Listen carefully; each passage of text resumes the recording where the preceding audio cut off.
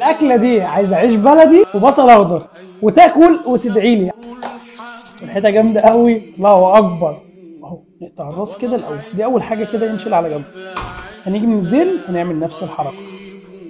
لما نيجي نفتح الرنجه نفتحها من الظهر مش من القلب كده. بص تفتح معانا في ثواني اهو. مفيش اسهل من كده. هناخد بقى البطروخ الرايق ده ونحطه هنا البرنس ده كده اهو، واحده واحده من غير ما نبهدل الرنجايه اهي. عايزين نبدا نقشرها، ناخد حته صغيره كده ونبدا نقشرها كده. في اسهل من كده؟ مفيش اسهل من كده. قطعه زبده اهي. بصل اخضر بقى نقطعه مكعبات كده نحطه على الوش.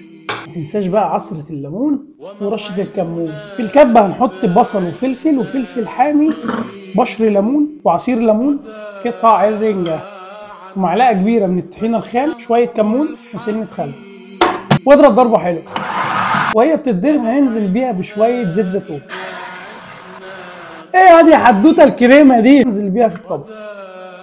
على الوش بقى نبدا نحط شرايح فلفل احمر، شرايح ليمون، ناخد قطع من البطروخ كده، عصير ليمون، رشه كمون، واديني في زيت الزيتون.